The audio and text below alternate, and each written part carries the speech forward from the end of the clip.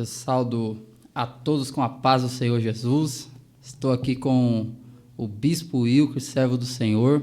Estamos iniciando aí o Timóteo Cast, bate-papo escatológico, para a gente aprender aí acerca das coisas que há de vir sobre a terra. O senhor está bem, meu irmão? Querido, a paz do Senhor, boa tarde. Obrigado pelo convite, pelo carinho, pela receptividade. Estou muito honrado por poder estar aqui juntamente com o amado irmão, aceitando um desafio. Tratar sobre escatologia é uma coisa que muitos se desvencilham por ser um assunto que provoca assim, um temor, e muitos não querem pregar, não querem tratar desse assunto, mas eu louvo a Deus que ainda tem homens de Deus que falam sobre o assunto, porque a Igreja de Cristo precisa entender a posição dela na terra. Isso é fundamental. A meta da Igreja nesses últimos tempos é anunciar Cristo, porque o tempo está se findando e Deus não tem ninguém por inocente. Então, eu louvo a Deus pela sua vida, por esse podcast, que eu creio que vai abençoar muitas vidas, muitas pessoas nessa tarde de hoje. Meu irmão, nós estamos no Instagram, com o Instagram Timóteo Cast. Estamos fazendo cortes. O último corte, pela misericórdia e graça de Deus, deu 24 mil visualizações, para a glória de Deus. Então a gente vai alcançar as pessoas com a mensagem. O importante aqui é que a gente tem uma mensagem. Qual é a mensagem? A volta de Cristo, para fundamentar a fé dos irmãos. A Bíblia diz em Judas que a gente tem que arrebatar as pessoas que estão caminhando para o fogo, sanando as dúvidas delas. Olha o entendimento. Quando você tira a dúvida daqueles que estão sem saber para onde vai, estão numa fé em falsa, né? Tá pisando no fundamento em falso. Não sabe ainda o que é a fé. Não sabe para onde vai, de onde veio. É as pessoas que não conhecem Bíblia. Então a gente vem para batalhar pela fé, a gente vem para sanar essas dúvidas. Esse é o nosso papel, de pregar a palavra e ensinar. E tá aqui um grande expoente da palavra do Senhor. Obrigado. Escatólogo. Sim? Amém. Escatólogo. O homem estuda quantos anos aí, velho? Escatologia. Estudo escatologia desde os 12 anos, gente. Maravilha. E a gente estuda, e a vida do cristão é sempre aprender. Por mais que o teólogo se forme, tenha anel, certificado, ele vai passar a vida inteira aprendendo, até porque a revelação de Deus é insondável. Os mistérios de Deus, a gente só temos apenas pequenas doses das grandes revelações de Deus. Então, a gente se forma, estuda, mas existem muitos mistérios ainda que a gente vai se aprofundando, e somente o Espírito Santo pode nos levar a tais profundezas acerca do conhecimento da palavra de Deus. Louvado seja o nome do Senhor. Varão, vamos orar? Vamos orar. Vamos fazer uma oração. Eu peço que você ore, nos abençoe. Amém. O Senhor serve a Deus ali na AD. Eu sirvo a Deus na igreja Assembleia de Deus, Ministério Jesus Cristo é o escudo da fé, ali na Rua Itaprata, número 98, Jardim Soeiro, em Ferraz de Vasconcelos. Meu pastor, meu pai, um grande homem de Deus, pastor Geraldo, quero mandar um beijo, um abraço para ele. Minha mãe, diaconisa Cleide, uma grande mulher de Deus. Eu posso dizer que eu sou fruto de oração, né? Aleluia. Eu e o meu irmão gêmeo Wesley, que é uma bênção. Ele eu sou o primeiro gêmeo. Aleluia. Que eu vim primeiro, ele é o segundo. Então quero mandar um abraço para ele, minha esposa, a Thaís. Deixei meus filhos, um tá na escola e o outro tá em casa. Dois servos de Deus, um tem 5, outro tem 10 anos, pentecostal até o tutano. Louvado seja Deus. Então eu louvo a Deus pela minha casa, minha família. Congregamos aqui na Assembleia de Deus, aqui em Ferraz de Vasconcelos mesmo. E o dia que os irmãos quiserem ir lá nos visitar, estar conosco adorando Deus, serão sempre bem-vindos. Já estamos ao vivo pelo Facebook também, Pastor Rodrigo Timóteo. Já acabei de marcar você lá também. Boa, no Face. Maravilha. Tá bom? E nos acompanhe, comenta, compartilha. Seja um evangelista, compartilhe. Cada compartilhamento que você dá é uma pessoa que você pode alcançar, uma dúvida que você pode sanar através da palavra de Deus que vai ser ministrada aqui neste lugar. Glória a Deus. Ore por nós aí, meu irmão. Abençoe esse podcast, em nome de Jesus. Senhor Deus, pedimos a tua proteção, em nome de Jesus. Cobertura dos teus santos anjos sobre nós. Senhor, ilumina nossa mente, porque a revelação vem pela palavra, mas a iluminação vem do Espírito. Meu Deus, abençoe esse podcast, a vida do pastor Rodrigo Timóteo, a irmã Nataniele, a família. Também, ó Deus, a cada irmão que está nos assistindo agora, que estão agora conectados, meu Pai, na Turbulência Gospel. Abençoe, Senhor, esse podcast, aqueles que estão envolvidos nesse trabalho, sendo um canal de bênção para famílias, lares, pessoas que estão nos acompanhando. Deus, faça-se presente entre nós, meu Pai. Manifesta o teu poder, que o Espírito Santo tenha liberdade para nos usar em nome de Jesus. Louvado seja o nome do Senhor. Meu irmão, a primeira pergunta proposta é sobre qual é o conceito de escatologia. Qual é o seu conceito? Bom, meu conceito de escatologia é um conceito acerca das últimas coisas. A escatologia por si só ela já se manifesta assim. Escatos últimos, logia, ciência. Então o que é escatologia para mim? Escatologia, qual é o meu conceito sobre escatologia? O meu conceito sobre escatologia é o tratado de Deus na hora final. Para mim, eu vejo a escatologia como uma régua de Deus para alinhar aquilo que está torto. Então, o estudo da escatologia é fundamental e para mim esse conceito, eu não sei se eu vou conseguir expressar sobre esse conceito, até porque ele por si só ele já traz um conceito, né, de mistérios ocultos, de Deus revelando o segredo aos seus amigos. Escatologia, né? É você conhecer o profundo de Deus. Então, se eu fosse tratar aqui dentro do meu pressuposto, dentro daquilo que eu creio, o meu conceito sobre escatologia é Deus revelando aos seus amigos mistérios ocultos. Louvado seja Deus. Esse é o meu conceito. Forte. Dentro da escatologia, o senhor é pré? Pós eu já sei, mas eu quero que você responda para os nossos irmãos, nossos ouvintes aí. Você é pré-tribulacionista, mid-tribulacionista ou pós-tribulacionista? Opa, rapaz. Aí. Explica aí essas três visões aí. Eu vou deixar que o senhor é o professor. Eu acompanho ele pelas lives dele. Ele é um ótimo professor. Tem uma boa oratória, uma boa explicação, um bom conhecimento. Então explica pra gente aí. Bom, o que é o o que é pré-tribulacionista? Pré-tribulacionista. Boa. É porque tem o a pessoa que acredita que a igreja vai ser arrebatada antes, depois. Bom, eu sou pré-tribulacionista. Eu acredito fielmente que a igreja será tirada da terra antes da grande tribulação. Por quê, irmão Wilker? Porque a gente temos esse contexto e esse texto na Bíblia Sagrada, quando Deus ele fala com Noé, dizendo, olha, dentre todos na terra eu encontrei você é fiel. Você é aquele que se difere. Porque a Bíblia diz lá em Gênesis 6 que toda a humanidade estava corrompida no pecado. Então Deus separou, selecionou Noé, porque ele era um homem que antes do dilúvio, no meio de uma geração corrupta, ele decidiu andar com Deus. Andar com Deus. Aleluia. Andar com Deus. Ele decidiu por si só ser uma oferta na presença de Deus. Então ele decidiu andar com Deus e aquilo agradou a Deus. E Deus falou, olha, você não vai experimentar a ira do dilúvio. Porque dilúvio é para ímpio. Ira não é para o salvo. Tá, irmãos? A ira de Deus é para impiedade. Porque para salvo, para salvo Deus tem um tratado de disciplina. Então, dentro de uma linguagem bíblica, a ira de Deus é contra a impiedade do pecado dos ímpios que não amam a Deus, não valorizam a palavra e lutam com Deus, tá? A ira de Deus é contra o mundo ímpio. Agora, quando se trata de disciplina, de correção, é para nós. É Deus nos corrigindo para nos acertarmos e sermos semelhantes a Cristo. Então, eu não acredito que a igreja vai passar pela grande tribulação, tá? Então, eu sou pré-tribulacionista. É por isso que Deus guardou Noé na arca, tá? Porque Noé era um homem íntegro e um homem fiel. A visão pré-tribulacionista acredita que a igreja não vai passar pela grande tribulação. Antes da ira de Deus cair sobre a terra, Cristo arrebata a igreja, tá? A igreja é tirada da terra. É por isso que diz um texto na Bíblia Sagrada, entra-te no teu quarto, fecha a tua porta, tá? Até que passe o tempo da ira. Não é o dia da ira, é o tempo da ira. Essa linguagem profética é para a igreja de Cristo.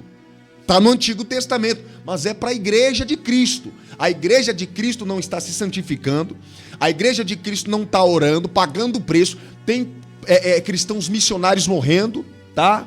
Em alguns países do mundo. E nós não estamos vivendo uma vida cristã para passar pela grande tribulação. Isso é bíblico, gente. Deus tirou Ló da cidade de Sodoma e Gomorra. Deus tirou Ló e sua família. Deus guardou Noé e sua família. Então, eu respeito o pensamento mid, pós-tribulacionista, mas eu defendo a tese pré. A igreja não vai passar pela grande tribulação. Ela será arrebatada. Um texto. Primeiro a Coríntios. 1 Coríntios, capítulo 15, versículo 52.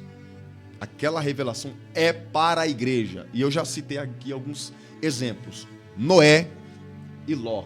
Louvado seja Deus. Ô glória, Noé e Ló não experimentaram a ira de Deus, tá? E tem um detalhe. Se a gente for ler o livro do Gênesis, no capítulo 19, quando Deus fala para Ló, os anjos falam para Ló, escapa-te por tua vida. A gente não pode derramar o juízo, a saraivada não pode cair enquanto você estiver aqui. Opa! Olha o detalhe. Então, enquanto a igreja estiver na terra, o próprio Paulo vai usar a mesma expressão que tem lá no livro de Gênesis, que enquanto aquilo que tá no mundo não seja tirado, o anticristo não pode se manifestar. A Bíblia diz que há um que o detém. Isso. Tá? Se eu fosse interpretar esse texto, é como se Deus colocasse a mão numa parede e a mão em outra e segurasse a parede para ela não se fechar. Deus é injusto? Deus, ele é justo. E a base do seu juízo é a equidade. É juízo, justiça baseado na verdade. Por isso que Jesus disse, eu sou o caminho, a verdade e a vida. Deus é melhor do que um cirurgião. Opa, ele entra onde ninguém entra. Ele faz o que ninguém faz. Exatamente. Então, na hora do arrebatamento, na hora de separar o joio do trigo, aqueles que andaram na porta estreita da porta larga, ele vai chamar, ele vai tirar um povo. Assim como ele arrebatou Felipe e levou para outro lugar, assim ele vai fazer com a igreja do Senhor. Ele vai arrebatar ela, ele vai tirar ela, ele vai chamar somente os escolhidos. Exatamente. Meu irmão, explica pra gente o que é mid, tribulacionismo. Bom, o mid tribulacionista é aquele que acredita que vai passar, aliás, que vai experimentar as primeiras fases da grande tribulação, né? E quando estiver chegando na metade da grande tribulação, da primeira fase para a segunda, eles acreditam que a igreja vai ser arrebatada, né? Ou os mesos, né, tribulacionista. É mid e meso, né? Mid ou meso, a palavra mid ou meso significa meio. Meio. Então, os meso ou os mid tribulacionistas, eles acreditam que vai experimentar a primeira fase da grande tribulação. Quando estiver no meio da primeira fase, caminhando para a segunda fase, eles acreditam que vão sair da igreja. A igreja será arrebatada da terra, tá? Agora, os pós-tribulacionistas acreditam que a igreja será arrebatada no final do período de 7 anos, né? Que dentro de uma linguagem profética, a Bíblia chama de uma semana, né? Isso, linguagem, semana. É linguagem de semana. Então, na linguagem profética, é semana, composto por 7 dias, né? Então, essa linguagem profética, os pós-tribulacionistas acreditam que no final da grande tribulação, depois que a casa cair, quando o mundo entrar num colapso, que a ira de Deus estiver desbravando em toda a humanidade, eles acreditam que será arrebatado. Só que tem um detalhe, né? A humanidade é composta por... a porcentagem é quintupla. A humanidade é quintupla. A grande tribulação vai varrer grande parte da população. Muita gente vai morrer, não vai sobrar ninguém na Terra. Aliás, vai sobrar mais um número menor. É por isso que vai haver o milênio, a Terra será repovoada, enfim. Isso aí é um assunto para um outro dia. Mas a grande tribulação vai ser um tempo tão complicado. A Bíblia diz que se aqueles dias não fossem abreviados, nenhuma carne se salvaria. Então o que a Bíblia está querendo dizer? Que se aquele dia, se o dia da ira de Deus se estendesse por um período muito longo, a humanidade entraria em extinção. Meu Deus. Para você entender o nível da seriedade aqui. É por isso que nós cristãos, irmãos, precisamos nos manter salvos, lutar pela nossa salvação, porque as pessoas... eu escuto falar que Jesus vai voltar desde a época do meu tataravô, do meu bisavô, enfim, Jesus não voltou, não se engane. Tem muitas pessoas que estão se afastando dos caminhos do Senhor, não estão permanecendo, estão vivendo uma vida lá vão ter, entendeu? Não levam o evangelho de Cristo a sério, entendeu? Ontem eu fiz uma live e Deus me deu uma revelação muito séria sobre os 4 níveis da intimidade. O primeiro nível, a Bíblia fala lá sobre Ezequiel 47, quando o profeta Ezequiel tem uma revelação de Deus, e ele está diante de um grande manancial de águas, e ele entra nas águas. Quando ele entra nas águas, A Bíblia diz que um nível da água dava na canela, né? Na canela, né? Na canela. Aí ele desceu mais 1000 côvados, foi medido mais 1000 côvados, dava pelos joelhos. Aí dava pelos lombos. Aí, quando ele desceu mais, as águas o ocultou. E ele falou, olha, não dava mais para nadar. Isso fala de 4 níveis da vida do cristão. E no tempo da graça, nesses últimos dias, eu vou falar isso aqui porque eu estou sentindo de Deus para falar. Fala. Tem pessoas que estão vivendo um nível de intimidade com Deus na canela. Forte. Uma vida cristã rasa sem profundidade. Tá? Tem crentes assim. Outra coisa, tem crentes que estão vivendo um nível de relacionamento com Deus no joelho. Não anda nem para frente nem para trás. Ele vai para a igreja domingo, segunda, terça, mas ele não tem uma vida profunda em Deus. E tem pessoas que têm um nível de relacionamento com Deus no lombo. E a maioria das pessoas que tem um nível de relacionamento com Deus pelos lombos, eles pensam que tem nível de profundidade com Deus. Deus até mostra algumas coisas para ele, mas ele não desce mais. Aí Deus me deu uma revelação na live ontem. Deus falou, meu servo, tem pessoas que enquanto as águas estão na canela, ele está aparecendo.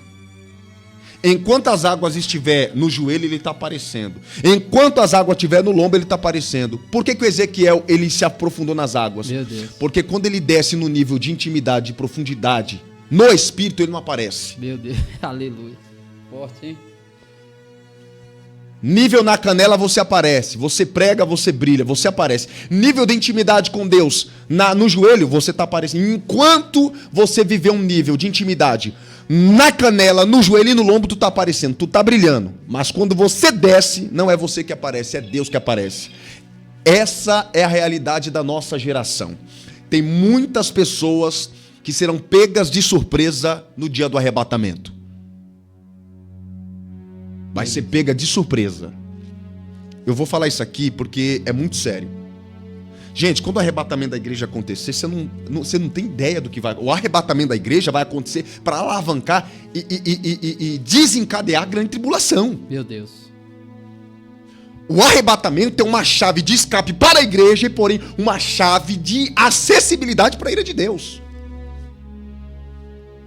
Então, quando o arrebatamento da igreja acontecer, ali se inicia um período e se encerra uma fase, uma dispensação, que é a dispensação da graça. Quando a dispensação da graça se encerrar, vai se iniciar a dispensação do reino. Tá entendendo? São 7 dispensações. Olha aí. São 7 dispensações. Inocência, consciência, governo humano, patriarcal, lei, graça e milênio. Você está entendendo? A igreja está em contagem regressiva para sair da terra. E olha aqui, não pensa você que quando a trombeta tocar, você vai continuar tendo uma vida tranquila. Não vai, não. Estamos falando de um tempo de ira. Até porque, eu vou citar isso aqui. Eu me lembro que no ano de 2002... eu estava num culto. Na época a gente não tinha essa bênção maravilhosa que é a internet. É isso mesmo. Gente, a internet é uma bênção para uns, mas pode se tornar maldição para outros. A internet é bênção para quem sabe usar. Eu vejo a internet como um meio de propagação do evangelho. É isso aí. Se Paulo tivesse vivo na nossa época, Paulo usaria a internet o máximo possível. É isso mesmo. Com certeza. Porque o meio de comunicação na época de Paulo era carta. Então, se Paulo tivesse aqui, irmão, imagina o tanto de livro que ele escreveria. Muitos. Já tinha... Então, eu me lembro que em 2002, meu pai, eu estava num culto e a gente não tinha muita acessibilidade para a internet, né? Nem computador a gente tinha. E o meu pai, eu falo isso dele porque vira e mexe quando eu vou na casa dele, ele fala, filho, eu saí do corpo, eu tive experiência. Eu acho até engraçado, porque eu já tive experiências com Deus nesse aspecto. E ele falou, eu me lembro que ele assumiu o púlpito, até hoje não me esqueço. Ele assumiu o púlpito e ele falou, irmãos, antes de eu começar a pregar, palavras do meu pai, tá? Deus me deu um sonho essa madrugada. A igreja parou e quando fala de sonho, a Bíblia, Deus tem 3 maneiras de falar conosco, sonho, visão e revelação. E ele falou, irmãos, Deus me mostrava computadores em um alto nível de avanço, e Deus me mostrou o anticristo dominando os computadores. Isso foi na igreja em 2002. Nós estávamos começando com o ministério. E eu me lembro que eu estava no culto, eu falei, ixi, nem computador a gente tem, nem sabia que... Meu Deus. Já ouvi falar de computador, mas nunca usei um, nunca acessei a internet.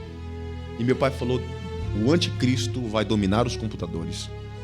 Eu me lembro que quando a internet explodiu, que foi lançado o primeiro computador em alta resolução, em ciência avançada, eu falei, olha aí, ó, Deus, antes de executar ira, ele mostra aos seus profetas. E a gente está vivendo o que diz Daniel capítulo 12. Nos últimos dias, o conhecimento e a ciência vai crescer. Ô irmão, desculpe, a igreja precisa se despertar. Vou falar isso aqui, pastor Timóteo. Muitos crentes vão ser deixados para trás, porque eles pegam mais o celular do que na Bíblia. Verdade. Se a nossa geração lesse mais a Bíblia, a nossa geração seria uma geração poderosa em Deus.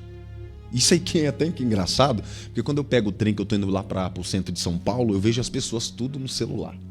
Eu me lembro que antes, quando eu pegava o trem para ir trabalhar, as pessoas estavam lendo Bíblia. Eu cansei de entrar dentro do trem, as pessoas com a Bíblia aberta e não tinha celular.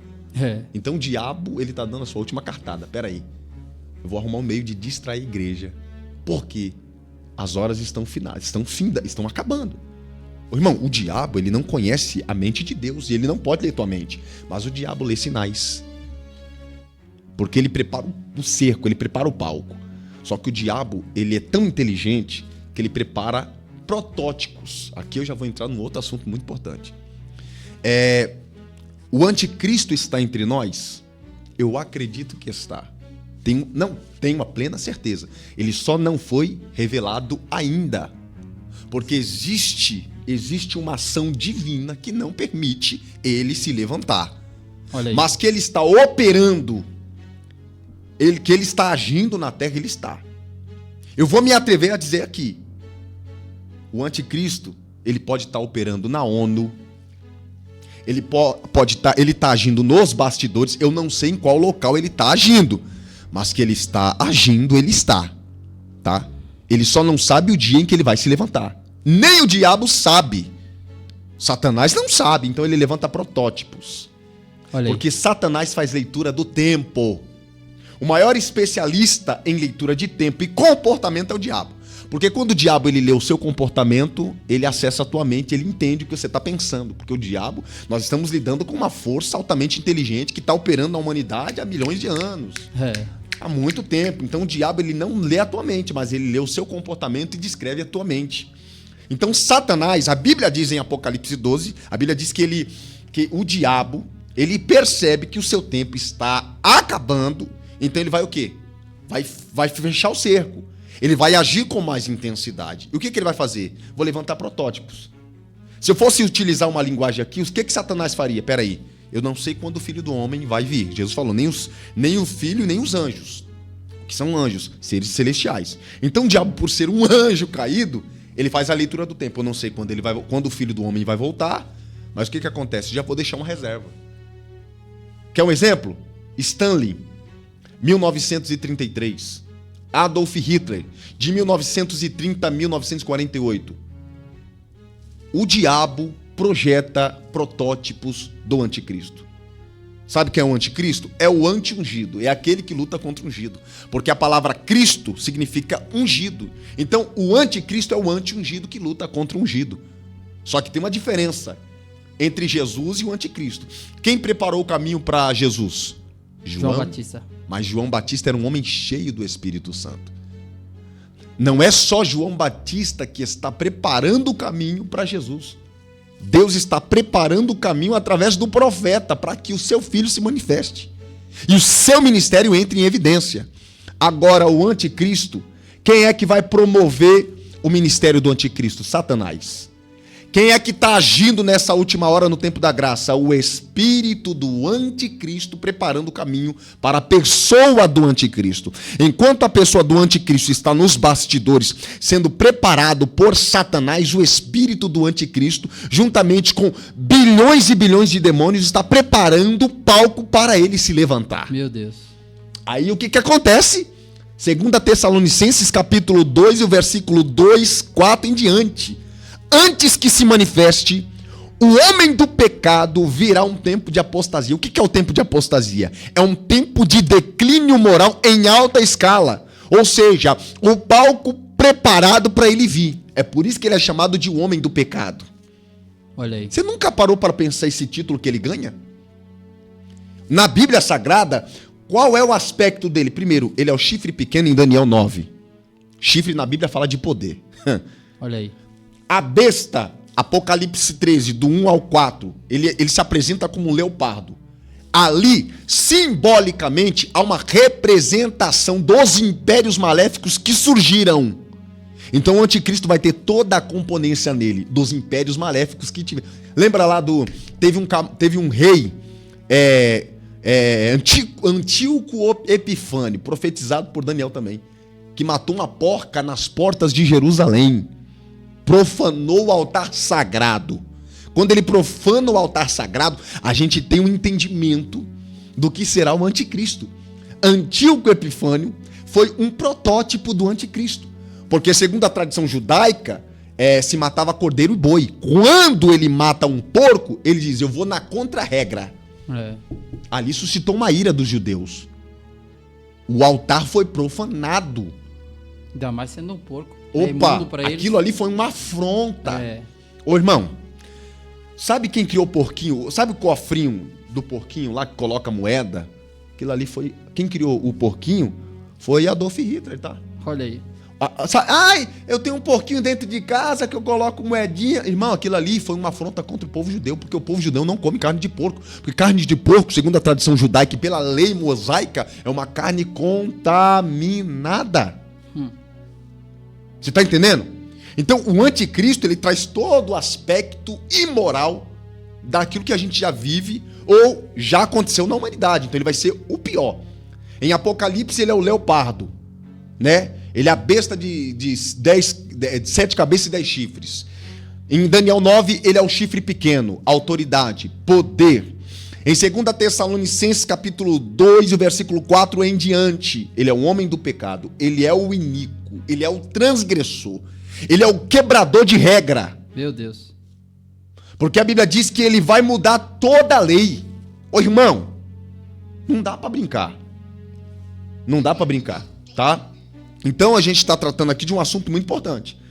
Esse podcast aqui, eu vejo como um alerta para essa geração. Olha aí. É um alerta para nossa geração. Lute pela tua vida, irmão. Porque eu vou te falar isso aqui, se você ficar, tu vai perecer. Isso se você chegar até o milênio. Porque a ira de Deus vai varrer a humanidade. Eu estava lendo um texto aqui na Bíblia Sagrada, irmão pastor Daniel. Pastor Daniel não. Rodrigo, eu tô com o Daniel na minha cabeça. Ele tá orando por mim em casa. Ô, glória. A Bíblia diz que fala sobre 7 taças, né? 7 taças da ira de Deus. Da ira de Deus caindo sobre a humanidade. Só que tem uma coisa muito tremenda, é quando a última taça cai no trono da besta. Meu Deus. A Bíblia diz que quando a última taça cai sobre o trono da besta, o seu trono se torna tenebroso. Eita, irmão. Estamos falando aqui de um império dominados pelas forças de Satanás, porque o anticristo é uma ferramenta do diabo. Irmão, se você reclama do PT... E o governo do anticristo? O governo do anticristo vai ser o pior governo da humanidade. Meu Deus. Por quê? Escute, entende isso aqui. Quando o arrebatamento da igreja acontecer, o mundo vai entrar numa crise e num colapso total. Irmão, imagina trem batido. Se o piloto do trem é crente, não vai sobrar ninguém. As estradas, irmão, eu pego a Via Dutra, a Dutra, e eu vejo como que é o negócio na Via Dutra. É trânsito, irmão, agora imagina carros batidos. Primeiro que os noticiários vai noticiar algo fenomenal. Até porque haverá um desaparecimento de milhões e milhões de pessoas. Eu estou falando isso aqui sem medo de errar. E essa live vai ficar até para você, se você ficar no arrebatamento, se você não subir, essa live vai ficar para você. Meu Deus. Vai ficar tudo registrado aqui, é para você. Tá? Carros batidos, milhões de pessoas desaparecidas.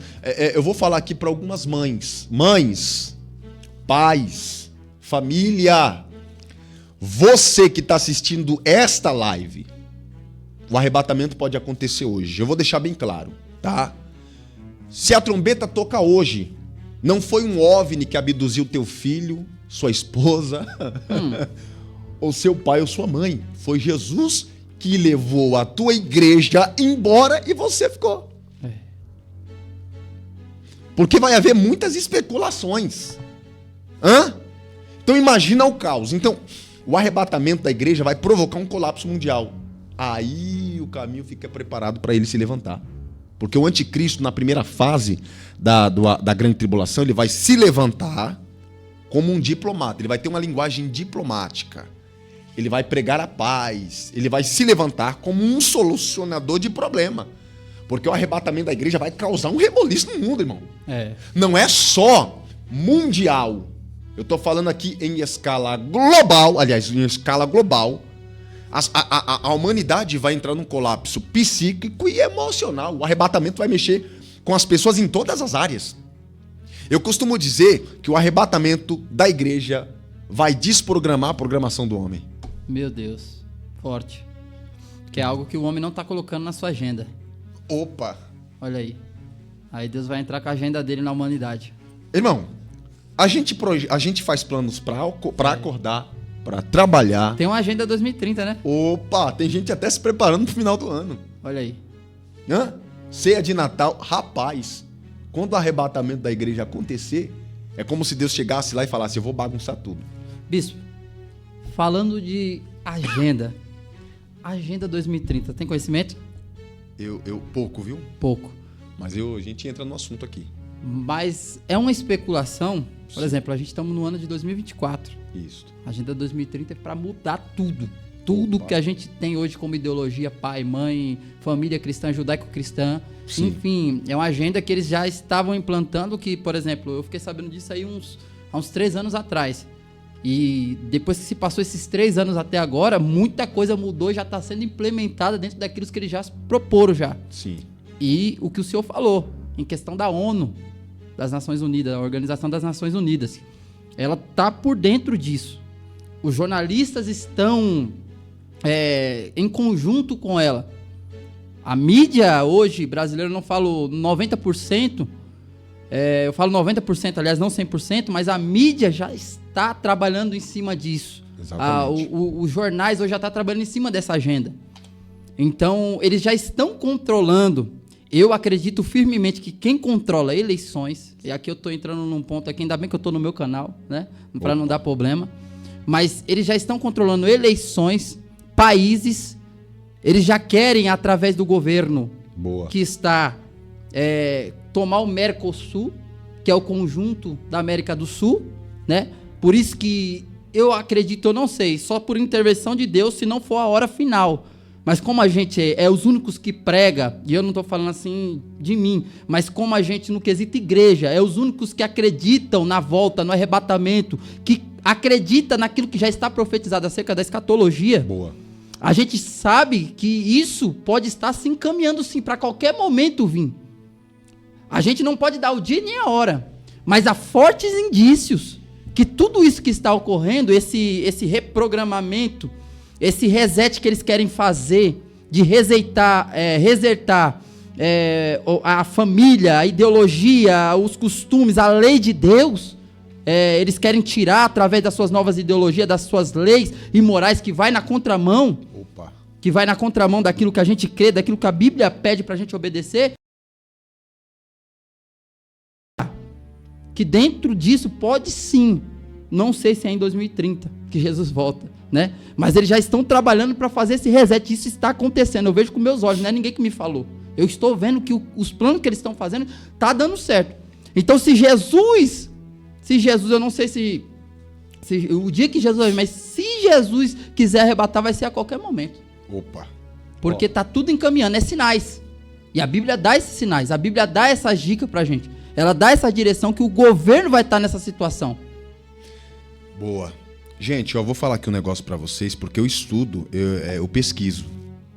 O mundo já tá passando por uma fase de padronização. Tá Olha havendo aí. algumas mudanças aí. Olha aí. Tá? E o show da Madonna no Rio de Janeiro foi um marco e um ponto. Tá? Se você for analisar, a gente está vivendo numa era chamada Era Satânica. Meu Deus. O satanismo está expandido até na internet aí. Tá? Estão ensinando até um monte de coisa. Porque eles estão querendo quebrar uma muralha. Fizeram uma igreja Isso. luciferiana. Luciferiana em São Paulo. Olha aí, ó. Agora, então, né? assim, ou seja, marcha para Exu. Olha aí. E quem liberou? Tá? E outra, por trás disso, existe governos que estão apoiando isso. Ô, irmãos, de verdade, vamos ser sinceros aqui. São Paulo é apresentado para entidades. Olha aí. Teve um pastor que faleceu essa semana. Vou até tomar cuidado aqui, porque teve um pastor aqui, um pastor famoso na internet. Pastor Daniel Mastral foi assassinado. E de uma forma estranha, a polícia procura meios de descobrir o que aconteceu. E porque ele fala coisas que a gente está falando aqui. E ele estava expondo muitas coisas, denunciando o que estava acontecendo nos bastidores. Eu vou falar isso aqui em primeira mão. Existe existe no satanismo um grupo chamado Irmandade. Sabe qual é a meta deles? Eles não adoram só Satanás, não adoram só Lúcifer, não. A meta deles, eles estão promovendo o satanismo porque eles acreditam que vai se levantar um homem. Olha aí. Um homem, a Irmandade acredita, eles estão preparando o caminho para que se levante um homem como regente mundial. Então, esse grupo de pessoas, ele não tem só a visão, o entendimento de adorar ao diabo, mas o plano deles é que haja a promoção de um líder mundial e global que mude toda a história da humanidade. Irmão, me desculpe. Quem é ele? Quem é esse homem? O anticristo. É o homem do pecado. O homem do pecado. E anticristo aqui, a gente não tá falando só do espírito, não. Boa. Porque vieram rebater pra mim. Por causa do vídeo que eu fiz acerca que o anticristo seria homossexual, não. Não vou levar em conta esse ponto. A gente vai comentar isso depois. Boa. Mas o anticristo que eu falo aqui é um homem que vai se levantar. E é bom que fique salvo, para que você compreenda, você do outro lado aí, quando a gente fala. Porque ele vai ser um homem do pecado. Independente do que ele seja, se seja homem, se não seja, qual a linha que ele vai seguir da vida dele. Enfim, mas ele vai ser um homem do pecado. E eu tô falando de um homem que vai se levantar e ele vai ter isso nele. Ele vai ter muitas características nele. Exatamente. Aqui, ó, para não ficar só nas nossas palavras, qual é a principal característica do anticristo? Você vai ler aqui em 2 Tessalonicenses, capítulo 2, e o versículo de número 3, que diz assim, ó, ninguém de maneira alguma vos engane. Olha aí. Porque não será assim sem que antes venha a apostasia, que é o palco montado, e se manifeste o homem do pecado, filho da perdição. Ou seja, o anticristo é um ungido perdido. Meu Deus. Porque ele vai receber a unção, a anti-unção do próprio Satanás. Apocalipse 13 diz que será dado a ele o trono. Satanás, Apocalipse 13, você lê do versículo 1, 2 e 3 em diante, a Bíblia diz que o dragão, primeiro, irmão, a gente tem que entender isso aqui. O dragão vermelho, quando fala de dragão, é uma linguagem simbólica. Isso fala da natureza monstruosa de Satanás. Vermelho, ele é assassino, sanguinário. Tá? Ele está na onde? Nas regiões celestiais. Satanás não está no inferno como você pensa. Ele está nas regiões celestiais. Ele está num tribunal divino.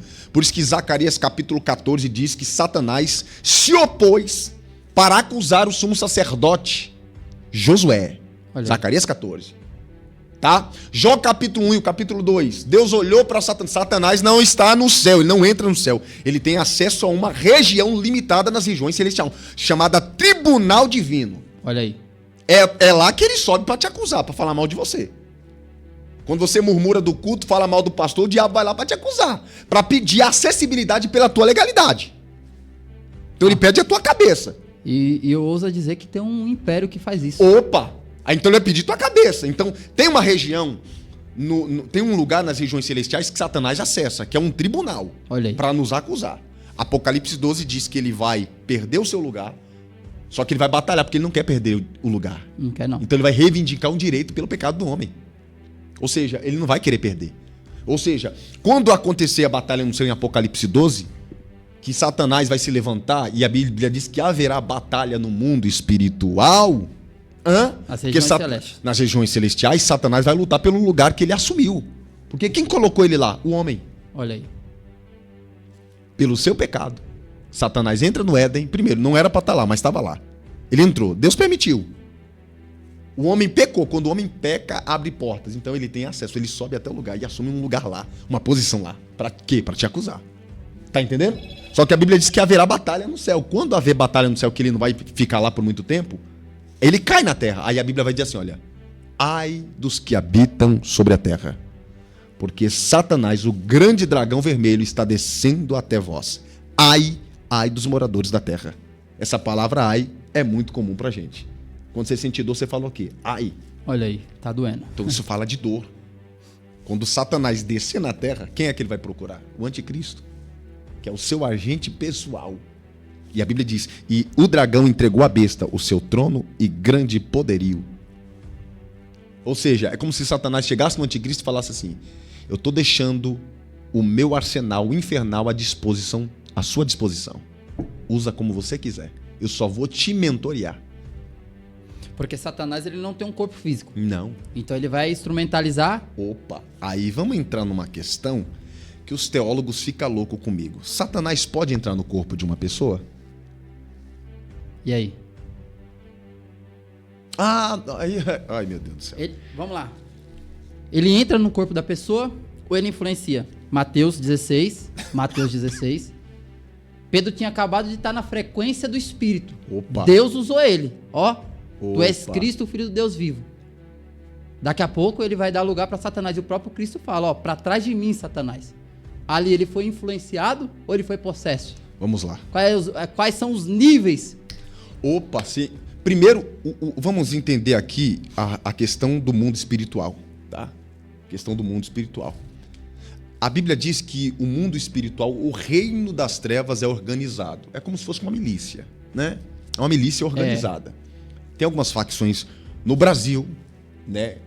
No Rio de Janeiro, em São Paulo, que eles trabalham dentro de uma regra de lei. Você sabia que as maiores facções têm leis que regimenta toda a estrutura da facção? Isso, demônios, legiões? Isso, eles também têm uma lei. Existe uma regra no mundo espiritual.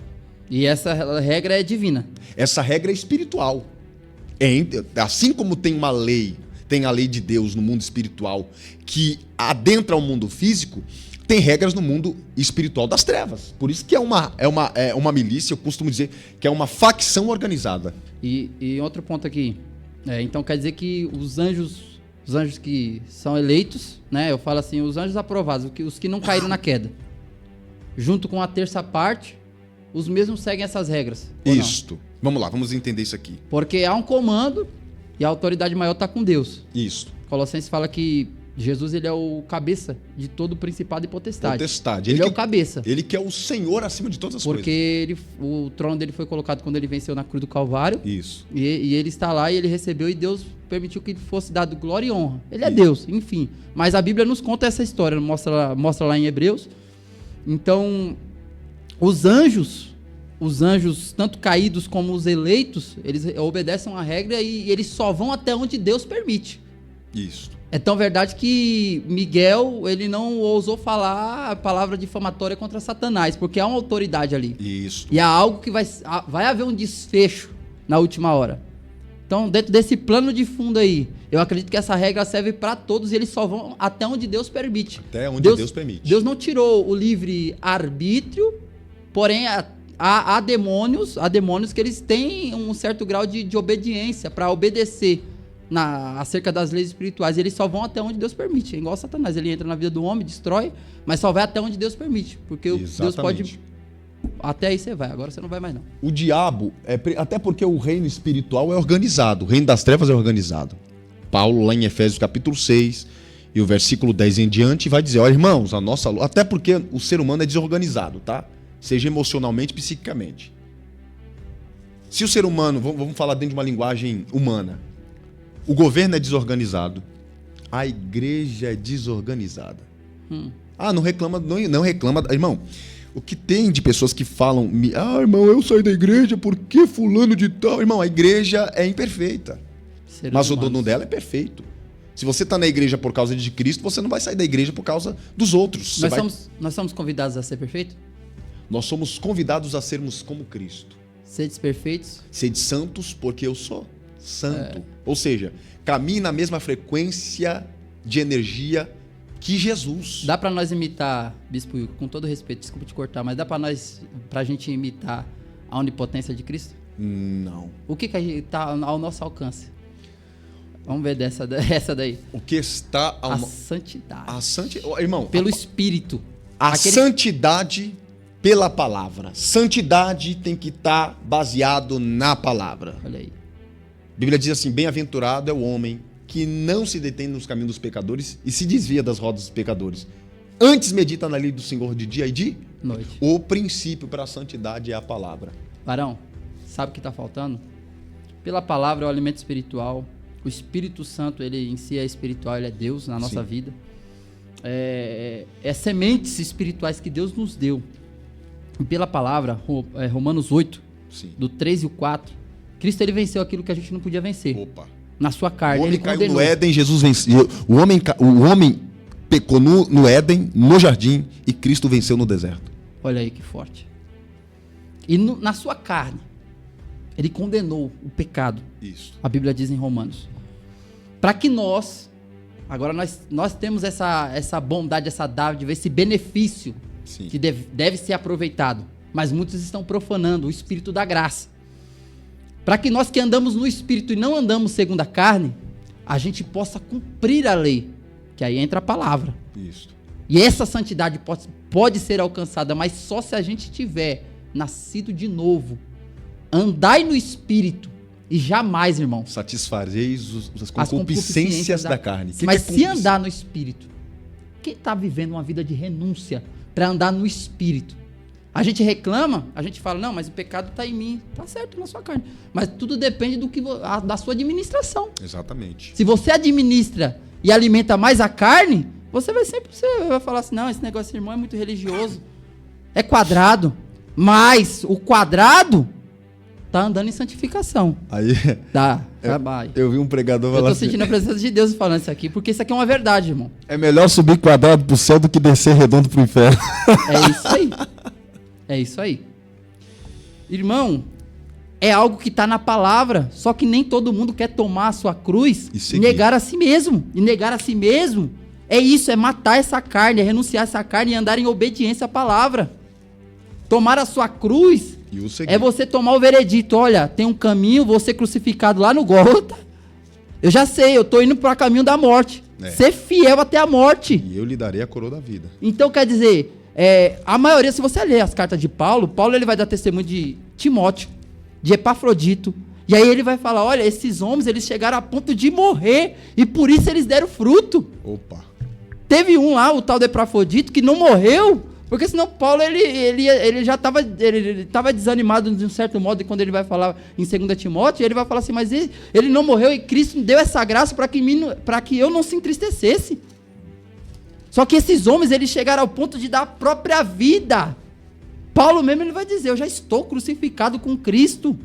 Não vivo mais eu, mas Cristo vive em mim. O que é ser cristão? Você já parou para pensar o que é ser cristão?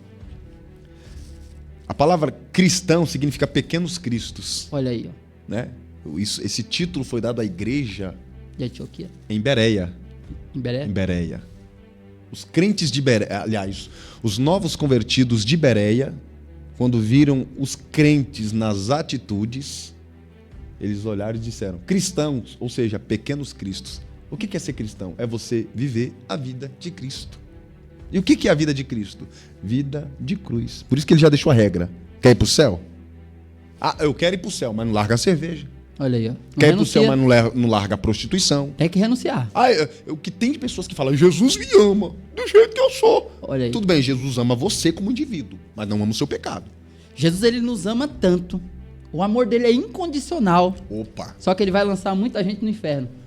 Aí teve uma pessoa que chegou em mim e falou assim, daqui a pouco nós vamos voltar ao assunto lá eu saio da igreja porque tem coisas na Bíblia que eu não concordo. Falou pra mim isso aí.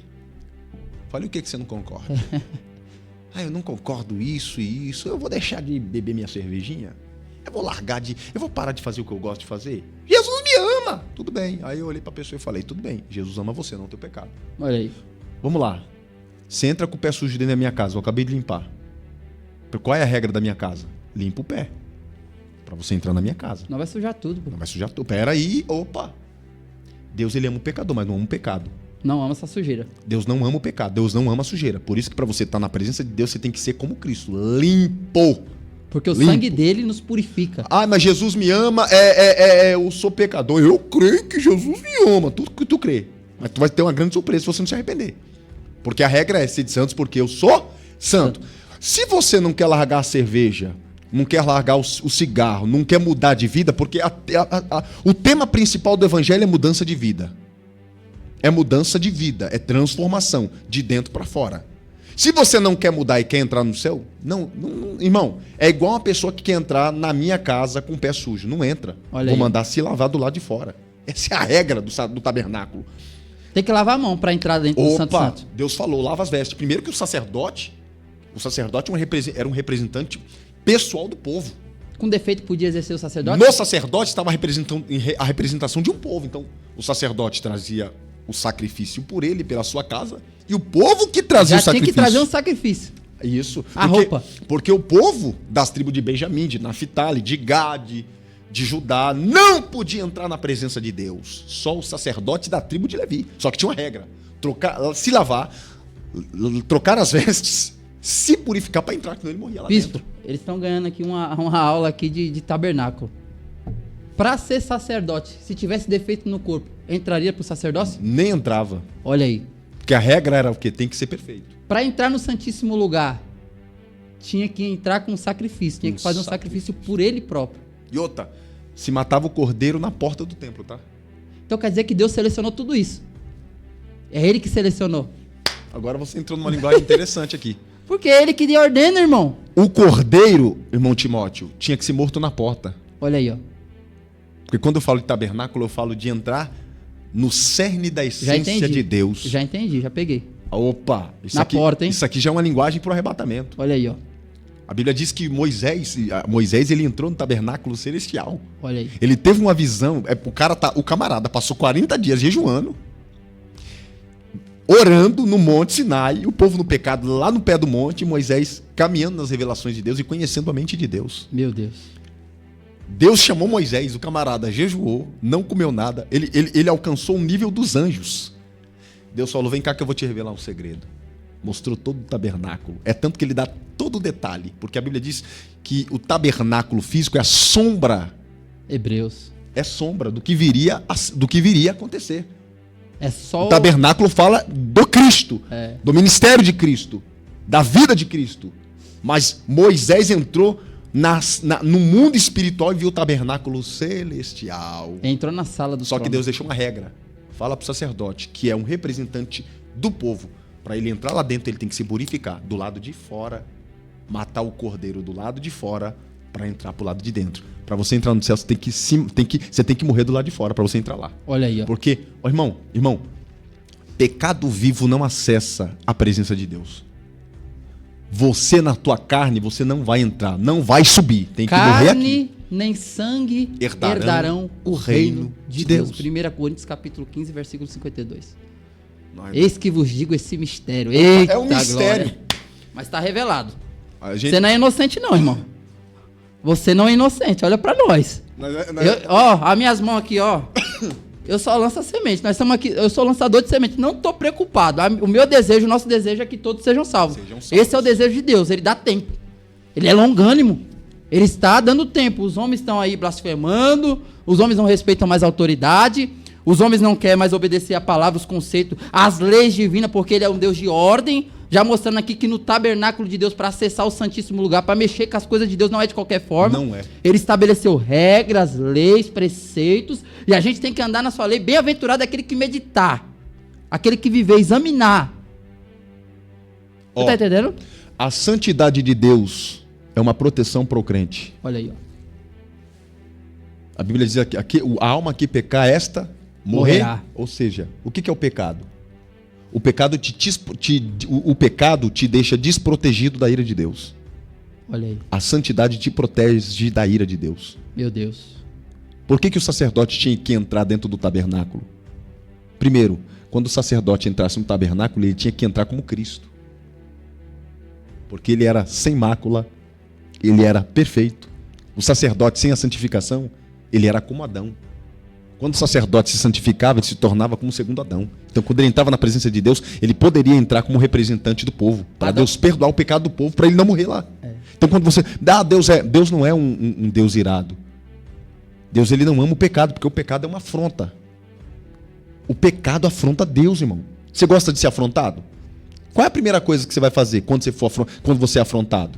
Você vai procurar um mecanismo de defesa. Porque tem afronta que mexe com o teu... O pecado é a mesma coisa com Deus.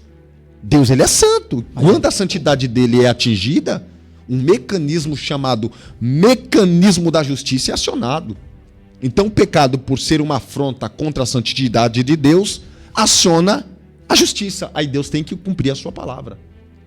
Para uns, a ira de Deus é disciplina. Aliás, para uns a justiça de Deus é ira. Para aquele que luta, que não quer se arrepender, que questiona, que se levanta contra Deus, a ira de Deus, a justiça de Deus vem como ira. Mas para outro vem como disciplina. Ou seja, eu tenho um filho pequeno. O Gabriel fala, o Gabriel não faz isso. Eu tenho um filho pequeno. Gabriel, uma benção. Falo, filho, não faz isso. Não põe a mão na tomada.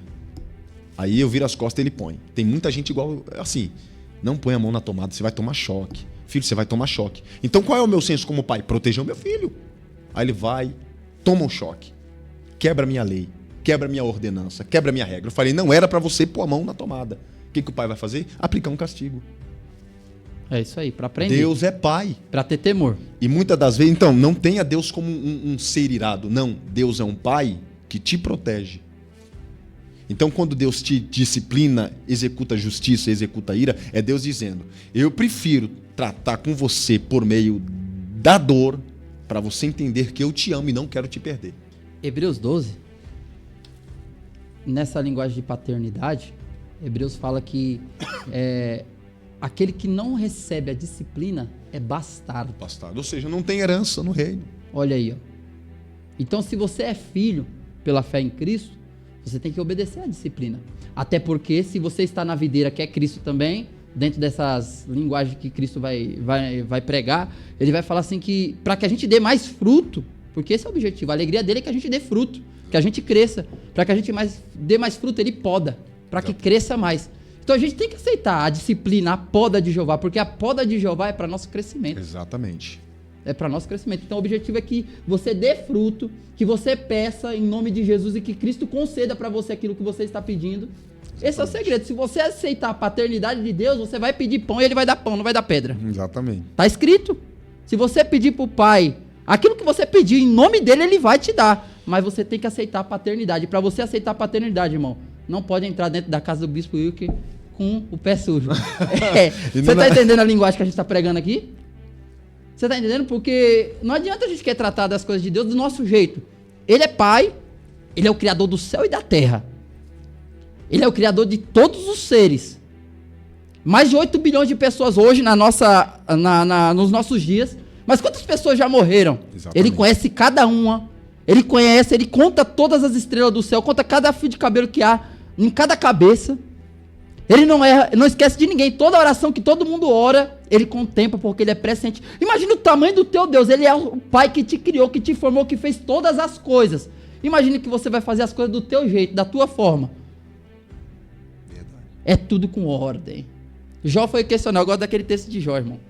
Quando Jó questiona a Deus, ele começa, mas Senhor, mas eu sou assim, e começa a apresentar como que ele era. Aí Papai do Céu se apresenta no meio do redemoinho e começa, onde você estava, o comedor de arroz e feijão? quando eu fiz os fundamentos da terra. Não, o homem está reclamando de coisas. Sabe o que Deus quer dizer ali nas entrelinhas, irmão? Vou parafrasear. Deus, me permite falar isso aqui. Mas ele está falando, eu tenho todo o mecanismo. A situação saiu do teu controle. Verdade. Mas eu tenho um mecanismo, a engrenagem para colocar tudo no lugar de volta. E é o que ele faz no versículo 40, no capítulo 42, verso 2. Ele muda o cativeiro do homem. É aquela famosa frase. Deus complica para depois descomplicar. Aleluia. Você está entendendo? Ele tem o controle de tudo na mão. Então a gente tem que aceitar a paternidade de Deus. E muitas das vezes ele vai permitir o espinho, varão. É o espinho na carne. Ele vai permitir a fornalha de fogo. Mas eu sou filho. Mas vai lá pela fornalha que eu vou estar contigo lá dentro. Porque a gente só gosta dos resultados. Exatamente. Mas nos processos ele está conosco. Eu acredito nisso, hein, irmãos? Até porque a gente estava conversando, antes da gente vir para cá, eu conversei com ele, irmão, eu quero te levar hoje para você estar lá. E eu estava em casa e essa palavra que o pastor Rodrigo Timóteo está liberando tem o endereço certo. Você está percebendo que a gente está tratando sobre escatologia, mas eu tenho certeza que tem pessoas aí do outro lado que precisam ouvir essa palavra, está ferido, está vivendo fases de trauma. Só que é com você que Deus está falando nessa tarde, tá? Deus está tratando a sua alma, Deus está entrando na sua vida, nas áreas da sua vida, porque esse podcast tem o intuito de alcançar a sua vida, a sua casa, a sua família.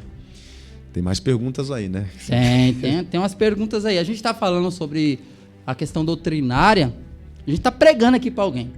Creio. Porque esse é o objetivo. Esse é o objetivo. Se tiver uma alma sendo alcançada, alguém com a fé sendo fortalecida, né? Porque a fé é um fundamento. Exatamente. E o fundamento é a palavra, é a doutrina de Cristo. Para que a gente possa fortalecer. Porque através de uma fé bem entendida, a gente vai ser direcionado para um lugar bom. Vai ter uma direção. Agora, quando tem uma fé duvidosa, alguém que não sabe o que está fazendo, não sabe de onde veio, para onde vai. E é esse nosso papel aqui na escatologia. Exatamente. Mostrar para você de onde você veio. Você é pecador. Você não nasceu pecador. Você herdou o pecado de Adão. Mas se o ser humano, ele precisa ser limpo desse pecado. E é através desse sangue. Mas para você entrar nessa porta, que é a porta do arrebatamento, onde João, ele recebeu a subicar. Eu quero entrar por essa porta, irmão. Exatamente. Por onde Moisés, que a gente já falou aqui, que ele subiu, ele entrou lá, eu também quero subir, mas carne nem sangue vai entrar. Só que tem a porta estreita, né? Antes de você entrar na porta celestial. Olha aí, ó. É um caminho também estreito. Cristo é a porta da salvação. Eita. Só que tem a porta estreita. A porta estreita te faz sangrar, viu, filhão? É por isso que ninguém... A Bíblia diz assim, olha, porfiar. A palavra porfiar significa luta, esforço. Porfiar por entrar pela porta estreita, porque espaçoso é o caminho que conduz o quê? A perdição eterna. E são muitos que entram por ela, ou seja, porta de facilidade. Olha aí, ó. São portas que tiram o homem do céu, porque o homem não gosta de entrar por lugares desconfortáveis. Detalhe, desculpa cortar. João 10. Jesus Deixa falou Deus te usar aí. Eu sou a porta das ovelhas. Então Jesus, ele está falando, eu sou a porta das ovelhas. Caminho. Aí a gente até costuma falar sobre quem veio para matar, roubar, destruir, se é Satanás ou os inimigos. Eu acho que é os dois, né? Os homens que vieram antes dele, que eram os falsos pastores. Ele está falando ali sobre os falsos mestres. Exatamente. Também. Então, quando ele vai associar que ele é a porta das ovelhas, mas tem outras portas, então quer dizer, se tem uma porta que é a verdadeira, que é ele, tem as falsas portas. Tem as falsas. Aí, 2 Timóteo capítulo 4, verso de número 2, os homens procurarão mestres que preguem, que ratifiquem as suas verdades. Exatamente. As suas mentiras, na verdade, os seus pecados, né? Então, quer dizer, tá cheio de porta aí. Tá cheio de porta larga que dá pra você entrar. Só que apenas uma é verdadeira. Olha aí, ó. E ele diz que eu sou o caminho, singular. Eu sou o caminho. Mas há caminhos, mas há muitos caminhos, irmãos.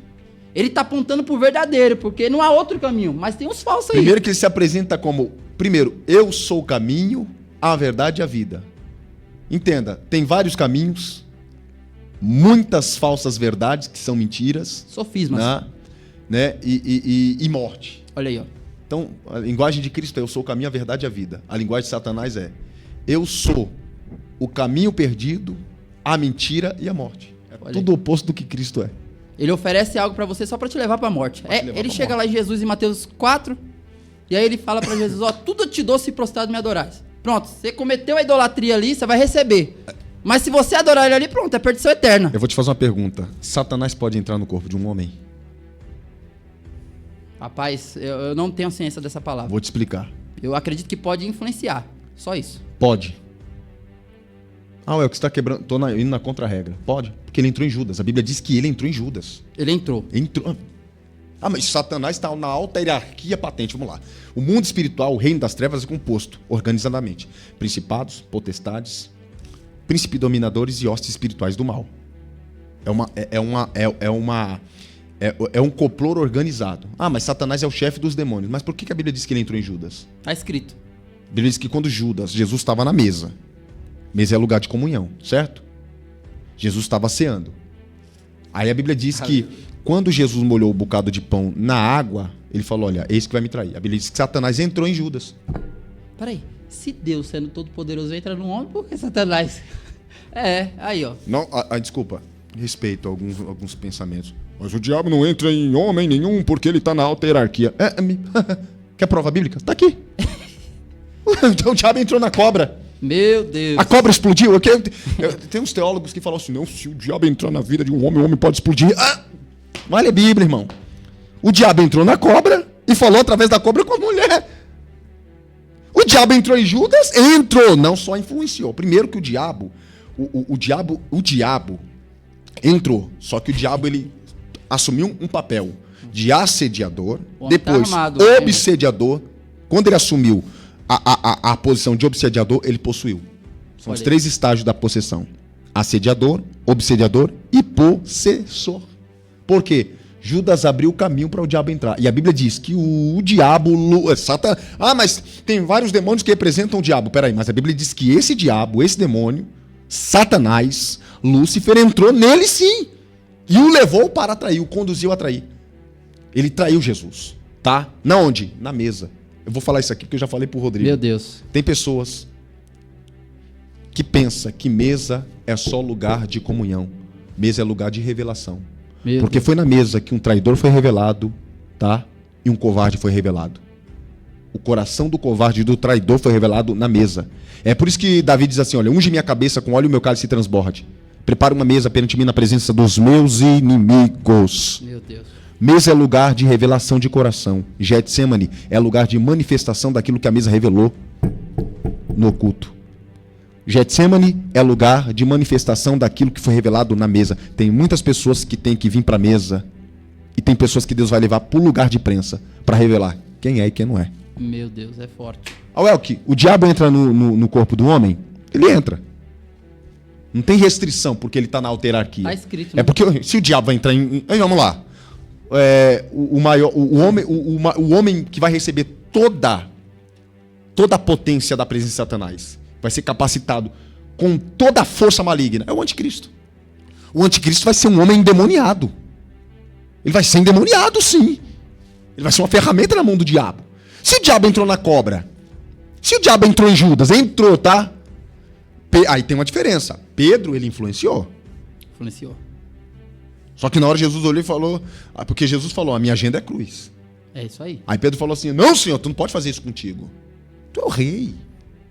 Vai pra cruz, se humilhar. Deus falou, para trás de mim, Satanás. Porque você não conhece as coisas de Deus. Para trás de mim, Satanás. Ali, o diabo influenciou Pedro. Agora Judas, ele entrou. E tanto é verdade, isso aqui é até uma lição.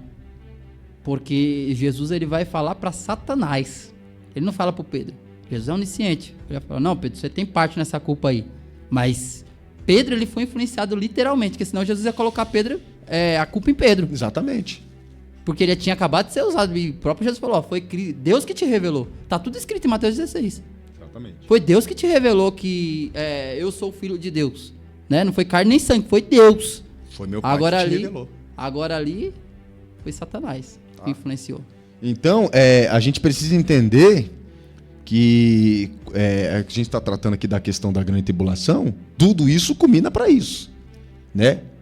Tudo isso culmina para isso, porque a gente tem que saber respeito à posição teológica de cada teólogo, de cada pregador. Você tem a ideia, isso não vai influenciar na tua salvação, entendeu? Só que você tem que tomar, tem pregadores e teólogos que tem que tomar muito cuidado com algumas teses que é formado, mas a base não é a palavra. É por isso que eu sempre procuro minar a minha mente na palavra, para eu não entrar num pensamento fora da palavra. Certo? Então aqui, vamos entender essa questão da grande tribulação. Crente não passa por grande tribulação. Crente passa por tribulação. Tribulação é uma coisa. Grande tribulação é outra coisa. Tá? Tribulação você passa em casa, no trabalho, com os filhos, com o esposo, problema no trabalho, problema em casa. Isso é uma tribulação momentânea. Olha aí. Por isso que Paulo diz, né? A nossa leve e momentânea tribulação não se compara com o peso de glória que há de vir sobre nós. Isso fala do arrebatamento. Nós receberemos um corpo transformado, tá? Porque enquanto você estiver no corpo, você vai sentir, vai passar tribulação. Agora, o crente passa tribulação. O mundo passa por grande, olha a extensão da palavra, grande tribulação. E a grande tribulação, primeiro, é para que o povo judeu se arrependa e reconheça Cristo como Senhor, porque a grande tribulação é para dois grupos de pessoas, judeu e gentil. Judeu e gentil, tá? É para o mundo ímpio, mas é para judeu e para gentil. Para o judeu, para ele se aproximar de Cristo. E para o ímpio, para que todas as nações reconheçam Cristo, tá? Para que todas as nações reconheçam Cristo como Senhor. E para que o judeu se arrependa, tá? Porque o povo judeu não crê que Jesus veio como Messias. Para o povo judeu, eu acho até engraçado, porque se você for conversar com um judeu, eles acreditam, tem os judeus messiânicos, que acreditam em Jesus como Messias, e tem os judeus não messiânicos que guardam a lei de Moisés. Então, esses judeus que guardam a lei de Moisés, eles estão aguardando o Messias. Aí Jesus vai falar uma coisa muito interessante. Eu vim no nome do meu Pai. Vocês não me receberam. Olha aí. Só que virá outro, ele está falando do anticristo, virá outro que vai vir no seu próprio nome e vocês os receberão. Pronto. Quem é esse? O anticristo. Pronto. A gente não sabe o nome dele. Irmãos, alguns falam que era Emmanuel Macron. Não. Elon Musk. Não. É Obama. Não. É um monte de nome. Daqui a pouco vamos falar que é o Marçal. Fala igual o Pica-Pau. Não. Daqui a pouco vamos falar que é o Marçal. Não. Meu Deus do céu. Aí o povo... Entendeu? É o anticristo está preparado. A gente só não sabe quem é. A identidade dele está oculta. Né? A identidade dele está oculta. A gente não sabe. Ele só vai ser revelado por permissão de Deus e por atuação maligna quando a igreja sair da terra. Só que, entenda uma coisa. Apocalipse capítulo 12 fala da queda de Lúcifer. Ele vai vir para onde? Pra terra. Vai perseguir quem? A igreja. Israel. E vai formar a igreja apóstata. O anticristo. Uma pergunta aqui. Quando ele cai na terra, aí já começa o plano Apocalipse final. 17. Dentro do contexto. Tô no contexto. Quem é a mulher sentada sobre a besta? Apocalipse 17. A mulher assentada sobre sobre a meretriz. A gente sabe que é uma meretriz. Vocês querem saber, irmãos? De verdade? Quem? A mulher assentada sobre a besta é uma igreja apóstata. Apóstata. E a Bíblia diz que há 7 montes, né? Uma delas, um desses 7 montes, Constantinopla. Constantinopla. Constantinopla. Aí você está fazendo referência ao ano 300 da história ou não? Existe, é um país, né? É um país. É uma nação, né? Então você está fazendo referência a uma localidade da onde vai surgir... Isso. Irmãos, eu não vou nem entrar em detalhes. Essa mulher que está com cálice na mão, bebendo o sangue dos santos, é uma igreja. É uma igreja. Ela é apóstata. Tá? Porque toda falsa igreja fala de Cristo, mas não vive para Cristo. Olha aí. E outra, a besta é o quê? A besta é o quê? Aquela besta ali. É simbólica a linguagem. É o espírito do anticristo? Aquela besta é um sistema. Sistema. Que é uma linguagem profética. A besta ali em si fala do anticristo ou não? Porque o anticristo, ele vai agir criando um sistema. Então ali a gente entende, é uma igreja apóstata, um sistema também. É um sistema. Tá? Porque atualmente o sistema mundial e global está sendo arquitetado por Satanás, seus demônios e o espírito do engano. Tem uma agenda aí. Ou seja, interessante. Você falou sobre a agenda de 2030? Irmão, já está acontecendo mudanças. Barão. E eu creio que Jesus volta antes. Nós está num contexto aqui, Vasco. E assim, tá tudo escrito, varão. Assim, às vezes as pessoas querem achar que a gente quer pôr data, não é porque tá escrito, irmão. Exatamente. Eu não vou dar a data do arrebatamento, mas do contexto geral, por isso que eu tô falando, que escatologia se resume a isso. Olha aí, ó. A gente sabe de onde veio e para onde a gente vai. E já está escrito. Meu irmão, aqui não é Jornal Nacional, não. Aqui é Bíblia. Você tá entendendo? Isso aqui não é o jornal de hoje, o jornal que você recebe toda manhã, que você vai lá e compra na banca de jornal. Está escrito na palavra. A gente não está inventando. E a Bíblia fala, que na estátua de Nabucodonosor, a Bíblia conta, antes de que acontecesse, por exemplo, Daniel estava vivendo o tempo da cabeça, que ia cair. E já foi avisado para Nabucodonosor. Ou não? Exatamente. Veio Alexandre o Grande, caiu os Médios e os Persas, caiu o Império Romano, e da mesma forma a Bíblia mostra que lá na frente vai se levantar, que é os 10 dedos. Ou não? Exatamente. Ou não? Vai se levantar, mas vai cair. E vai cair por quê? Porque uma pedra sem auxílio de mão a derrubou. Tá tudo ligado, varão. Ou seja, é Deus no controle de todas as coisas. Ele que tem o poder de levantar e abater. A estrutura do fim, olha pra mim, a estrutura do fim já está montada, a gente sabe o que vai acontecer. A agenda de Deus está no controle de tudo. Todos esses reinos que Deus falou caiu. Caíram. Aleluia. Mas um que vai subsistir, ele é pequeno.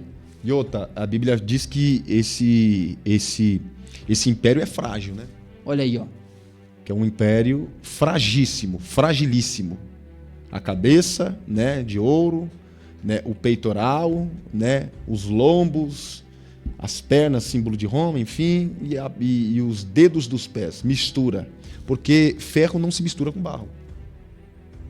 Ou seja, é um reino sem liga, fraco. Olha aí. Mas a base desse reino é frágil. Mas quem é que vai derrubar esse reino?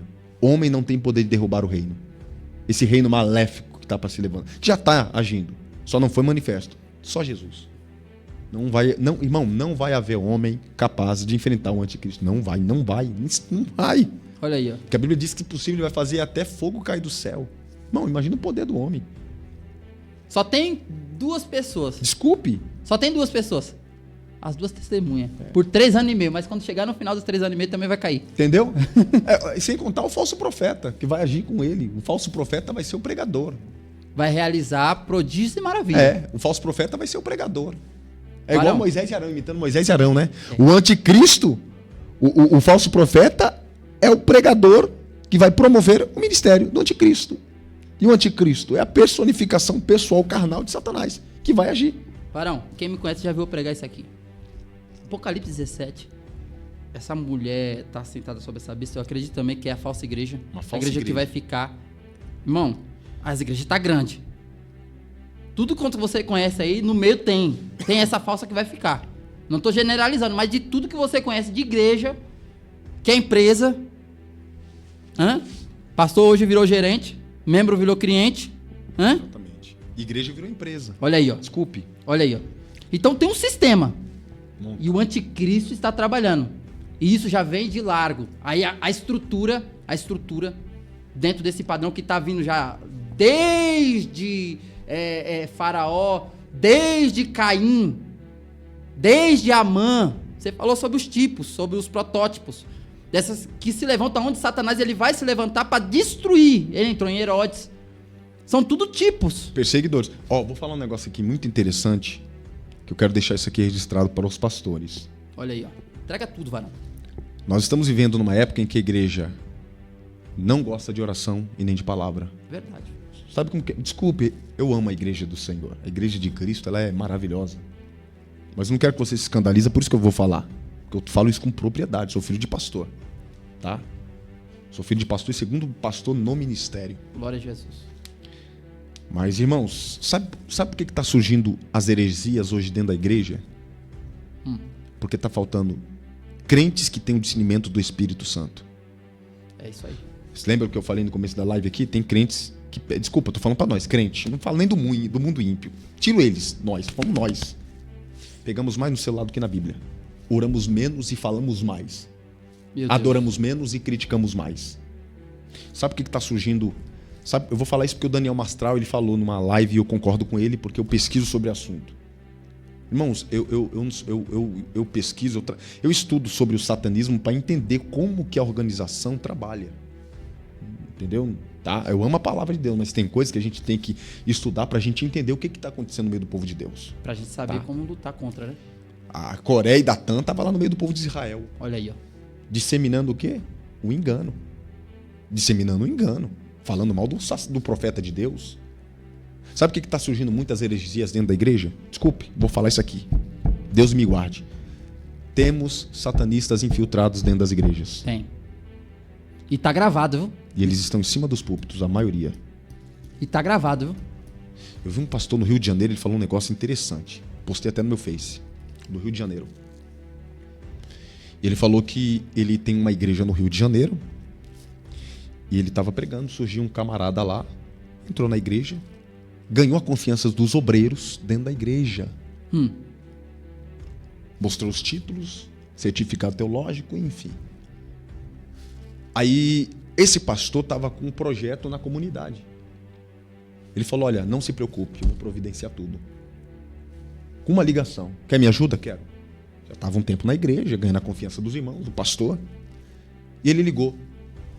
Eu sei que parou na porta da igreja 2 caminhões, 2 carretos, com brinquedo para criança e alimento. Ele falou, poxa, o pastor falou, nossa, que bênção. É a bênção de Deus. Beleza. Isso, tá, depois eu vou postar no meu Facebook para você assistir. Aí ele falou que estava num culto, congresso, e ele falou que o cara pregou como nunca, caiu fogo na igreja. E esse pastor, ele é ex-satanista, hoje é atual pastor. Se converteu a Cristo, se arrependeu. E ele falou que estava na igreja uma vez, o homem pregou uma bênção.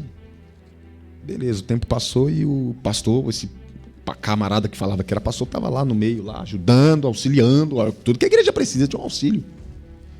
E ele falou, se eu tiver 1 minuto de conversa com os seus membros, falou para ele, eu jogo todos os seus membros contra você.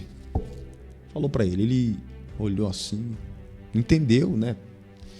E ele estava num culto, uma certa feita, os olhos dele se abriu. Na hora que os olhos dele se abriram, ele se assustou.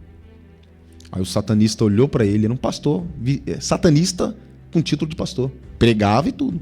Você me viu, é? Você me viu, né? Falou para ele, você me viu, né? Vamos lá na minha casa, eu preciso que você vá lá. Irmãos, diante de Deus. Tá no Facebook, no YouTube, para todo mundo ver. Depois eu vou mandar o link para você. Chamou ele na casa dele, esse pastor foi lá, né? Na casa desse indivíduo, com título de pastor. Ele estava com uma corrente, a casa dele, uma casona, uma corrente com o bode de Bafomete. Meu Deus. E o cara estava na onde? Dentro da igreja. Nas igrejas. Nas igrejas. Tá entendendo o que eu estou falando? E cadê o discernimento espiritual das lideranças? Cadê o discernimento espiritual do povo? É porque a gente só pensa só em congresso, né? Meu Deus. Né? Pregador famoso. Desculpa, tem pregador que eu não consigo nem escutar. Não dá. Eu escuto pregadores no anônimo, que não tem nome, não é conhecido, mas você sente Deus. Porque a mensagem de hoje é a mensagem fácil, né? Venha do jeito que está e continua do jeito que você está. Triunfalista. Ou Triunfalista, seja, né? Vive uma vida que você está, que você vai pro céu do mesmo jeito que você está. Do mesmo jeito que você está. Hoje tem celebridades que se dizem cristãs. Celebridades que se dizem cristãs. E pregam uma vida que Cristo nunca pregou. Meu Deus. Pregam uma mensagem que Cristo nunca pregou. Vive uma vida que Cristo nunca viveu. Empresários. Aí o que acontece? Entra um indivíduo desse dentro da igreja. E você que não tem visão, não tem vida com Deus, aceita esse cara. Tem muitos pregadores que têm dom, porque dom não salva. Desculpa, eu vou falar. Cantores. Gente, guarde o que eu estou falando. Vai piorar, vai ficar daí para pior. Estão dentro das igrejas, influenciando jovens. Satanismo está liberal, hoje em dia está claro. Entrando dentro das igrejas, disseminando a mentira e o povo está ficando doente. Irmão, eu estava numa igreja, numa oração eu vou falar o poder do diabo. O diabo não brinca, não. Eu estava na oração da madrugada com um grupo de irmãos. Um grupo de irmãos. E nós estávamos há um mês orando, clamando a Deus. E uma vizinha nossa, não vou falar, né? Vou orar pela vida dela, colocou um prato de oferenda na porta da igreja. Com moeda, com comida, e eu achei estranho. Vi aquele prato de moeda com comida na porta da igreja. Tá? E eu liguei pro irmão, já era 11 horas, nós orávamos da 11 à meia-noite. Liguei pro irmão, tava orando, que nós estávamos orando juntos. Falei, varão, tá tudo bem? Vai ter oração? É porque já é 11 horas, tô esperando vocês. Welk, todo mundo ficou doente. Meu Deus. Tá todo mundo doente aqui. Eu falei, meu Deus, tá todo mundo, e fulano de tal, tá todo mundo doente. Tá doente de cama. Ali eu entendi. Falei, meu Deus, tá vendo? Mundo espiritual. Como o diabo age? O diabo, ele luta contra a igreja, irmão. E uma igreja que não tá orando, não tá buscando, ela vai sofrer contra-ataques. Pra honra e glória de Deus, eu fui o único que não fiquei doente. Mas aquilo ficou na minha mente guardado, porque eu entendi que o diabo, ele vai ser o opositor da obra de Deus. Então a igreja, nessa última hora, precisa estar com reserva de azeite e lamparina acesa. É isso aí. E vida com Deus. Jesus não vem voltar, Jesus não vem buscar uma igreja com lâmpada apagada. Buscar uma igreja que tem reserva. Porque uma igreja que está com a lâmpada apagada, ela não tem identidade. Olha aí. Tá? Uma igreja com lâmpada apagada e sem azeite é uma vida sem poder e é uma igreja sem identidade Glória em Cristo. Porque antes de você ter nome na terra, você tem que ter o quê? Nome no céu. Olha aí. O reconhecimento vem do mundo espiritual. Porque a unção é o crachá que te identifica no mundo espiritual. E os demônios lêem o seu crachá. Ele sabe quem tem e quem não tem. Ele sabe se você é ou se você não é. O diabo sabe. Então, a unção é o crachá que te identifica e te posiciona no mundo espiritual. E só a unção que quebra jugo, tá? Só a unção que quebra jugo. Quando você entra no mundo espiritual através da oração, você entra protegido. Eu vou falar isso aqui sem medo de errar. Tem até crente se envolvendo com viagem astral. Olha aí, ó. Me perdoe falar isso aqui, porque Tá a gente está certo. vivendo numa época em que tudo está alavancado, está É. tudo permitido. E os pastores, desculpa os pastores, não pregam sobre isso. Olha aí, ó. Eu tô aqui num podcast muito sério falando sobre isso. Eu peço o sangue de Jesus sobre mim, porque o negócio não é Sobre brincadeira. nós. Sobre nós. Sabe o que é viagem astral? Eu falo pra você, porque tem crentes que se envolvem com isso. É você sair do corpo sem proteção. Só que a diferença da viagem astral, vou falar porque tem gente que tá fazendo viagem astral. Meu Deus. Sai do corpo e volta com milhões. Sabe qual é o segredo da viagem astral? É que quando você sai por conta própria, mas tem uma força que te mentoria. Quando você transita no mundo espiritual e volta pro corpo, você vem com um mentor e com uma carga de demônios. Meu Deus. Sabe o que é a diferença da viagem astral pro arrebatamento? É que o arrebatamento, quando você sai do corpo, você sai pelo poder de Deus e transita no mundo espiritual, caminha no mundo espiritual protegido. Meu Deus. E quando você volta pro corpo, você volta protegido. João é o exemplo disso. Ele saiu na companhia do anjo e voltou na companhia do anjo. Ele saiu do corpo, mas estava protegido com o sangue de Jesus. Tá? Então, hoje em dia, o satanismo, o engano, a heresia está disseminada hoje em dia no nosso meio. Só que não tem ninguém para falar sobre isso, para tratar sobre isso. É poucas pessoas, como o pastor Rodrigo Timóteo, ele trata. Por quê? Porque a igreja de Cristo, nessa última hora, precisa se preparar para o arrebatamento. Porque o Espírito Santo prepara a sua igreja para a volta de Cristo. O Espírito Santo está preparando a igreja para Cristo. Aleluia. O Espírito do Anticristo está preparando o mundo para o Anticristo. Meu Deus. Você está entendendo o que eu estou te falando? A igreja. Aí vem a pergunta. Na grande tribulação, o Espírito Santo vai estar na terra? Vai. Olha aí. O Espírito Santo, irmão, não é dado para gente desprovida.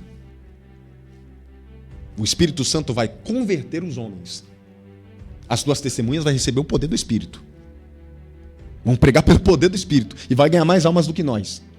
Os 144 mil judeus, que são judeus espalhados pelo mundo, eles vão receber a presença do Espírito Santo e vão morrer por amor a Cristo na grande tribulação. Só pode morrer por Cristo quem é cheio do Espírito Santo. Meu Deus. Quer um exemplo? Estevão. O Espírito Santo falou: levantai, separai-me para mim 7 homens cheios do Espírito Santo, e que tenha boa reputação. Eita. Cheios do Espírito Santo e que tenha boa reputação. Ser servo de Deus não é para mau caráter. Ser servo de Deus é para quem tem a vida de Deus na vida, quem tem o Espírito de Deus na vida. Homens que tenham boa reputação e sejam cheios do Espírito Santo. Só que dentre eles, Estevão era um homem cheio do Espírito Santo e cheio de fé e de sabedoria. Quando ele morre cheio. Tacaram pedra nele. Só que a revelação de Deus foi tão grande na vida dele, que ele é um homem tão cheio do Espírito Santo, que enquanto fechava uma porta para ele na terra, Deus abriu uma porta no céu. E ele viu Jesus assentado à direita de Deus. Olha aí. De pé, para receber a alma dele. Meu Deus. Aí eu vejo alguns falando: eu morro por Cristo. Irmão, se você não tem certeza da tua fé, você não morre por Cristo. Se não tiver no espírito. Você não morre, você foge. Eu recebi um vídeo alguns meses atrás, Eu recebi um vídeo que me deixou chocado. Sabe o que estava acontecendo no vídeo? Uma religião árabe, tá? Que faz parte do grupo Hamas, pegou 30 pessoas cristãs, abriram uma vala e atirava na cabeça de cada uma delas. Meu Deus. E eram cristãos missionários que estavam indo para lá pregar. E eles não negaram a fé. Morreram, foram jogados dentro da vala. Irmão, vou falar um negócio aqui para você que tem alguns que se escandalizam. O que é você servir a Deus? Vou falar isso aqui com muito temor e com conhecimento de causa, tá? Viver para Cristo é, se possível, você morrer por Ele. Olha aí, ó. Já foi falado sobre isso aqui. Deus está falando. Colocar a arma na tua cabeça e falar, você nega? Olha aí, ó. Tá preparado para ver seu filho morrer? Como acontece lá na Coreia do Norte? Em alguns países árabes? Na Índia, principalmente? Vamos partir para a reta final. Você tem que estar pronto. Servir a Cristo é você estar pronto, irmão. Para perder quem você ama e você morrer por amor a Cristo. Porque a sua vida perdida aqui é ganho na eternidade. Olha aí. E a gente nem... O horário, você falou que 4h30 tem que ir. Isso. Gente, a gente já vai partir para a reta final. As últimas considerações para a gente terminar. Mas a gente veio falar sobre escatologia. Hoje não estava muito previsto, foi muito em cima da hora. Exatamente. Mas Deus, ele está falando aqui. Esse podcast, essa live é profética. Está sendo gravado agora. Já compartilhei lá. Depois o senhor compartilha. Vamos fazer cortes. Mas para você que ficou aí até agora, tem alguém aí que está nos escutando. Não dá mais para viver na carne. Quem é chamado para ser nazireu, não dá para viver do jeito que quer. Tem ordens. Tem gente aí do outro lado aí que é separada por Deus. Esse é o objetivo. Não estou te chamando de nazireu aqui, dando título para você nem nada, não. Mas quem é chamado por Deus para ser discípulo, não pode andar de qualquer maneira. Não pode colocar outras coisas acima de Deus. É Ele em primeiro lugar, para que Ele possa ser discípulo. Isso aí está escrito em Lucas capítulo 14. Vai ter que aborrecer um monte de gente, irmão, mas vai ter que agradar a Deus. A Bíblia diz em Romanos 8:8 que aqueles que andam na carne não podem agradar a Deus. Verdade. Mas a Bíblia diz também que aqueles que vivem na fé, esses agradam a Deus. Sem fé é impossível agradar a Deus. Se você andar na fé, e a fé importa em você obedecer. O que é a fé? É a prática da palavra. Essa é a fé concreta, praticada, é a fé com obras. Porque tem muita gente que a fé, Bispo Wilker, para no coração. Verdade. O projeto que Deus passa para você, ele gera fé em alguma coisa para você fazer o seu propósito, o seu chamado, o teu ministério, a tua vida com Deus. Exatamente. Ele te pede algo, ele te institui algo. Ó, você tem que jejuar, você não dá para andar com certas pessoas. Esse tipo de amizade já não é para você andar. Então você tem que pegar isso que Deus já te falou, que você é uma pessoa separada, que Deus vem buscar uma igreja zelosa de boas obras, e o zelo de Deus é o que nos faz ser um povo separado. Não ser um povo comum, mas ser um povo cheio do Espírito Santo. Um povo que é sal da terra, que é luz do mundo. Esse é o zelo de Deus que nos faz ser essas pessoas separadas. Para que Deus ele possa nos usar. Então não dá para você andar mais na carne. Não dá mais para você andar do jeito que você está andando. Até porque lamparina apagada está despreparado. E se tiver despreparado, não vai entrar na porta. Exatamente. O propósito de Deus na igreja de Atos, quando ele foi encher na dispensação da graça, foi o quê? E foram todos cheios do Espírito Santo. Então tem uma medida. Eu não sei qual é o teu nível. Eu não sei como é que está aí a sua vasilha, porque nem é a questão da lamparina, né? Porque a lamparina evidencia se você está preparado para continuar a caminhada. Porque verdadeiro é o ditado, que o segredo não está no começo nem no meio, está no final. Então se você tem azeite aí, tem bala na agulha, para ir até o final na caminhada, porque o que vai importar é o final. Não importa o seu currículo, se já profetizou, se já expulsou demônio, se já fez milagre, mas eu quero saber se você tem azeite aí para ir até o final, se tem bala na agulha para entrar no reino do céu. Verdade. Tem alguém aí? Tá entendendo o que eu tô falando aqui? E isso, irmão, é coisa séria, é assunto atual para a sua salvação. Isso aqui é coisa séria, irmão. Cristo não morreu em vão. Ele morreu para te salvar. Aproveita essa oportunidade. Ei, te convido a jejuar mais. Te convido a se desfazer de algumas amizades. É isso mesmo. Isso é o segredo. Viver a vida de Cristo e morrer para a sua vida. Isso é mais abandona a importante. cerveja. Abandona, não sei o que é. Já foi falado aqui. Eu tô aqui só deixando aquilo que Deus já está falando aqui já com alguém. Para se apropriar da terra prometida, tem que aprender a viver no deserto Olha e aí. largar o Egito. Meu Deus. Esse é o segredo. Entendeu? Esse é o segredo. Título não te leva para o céu.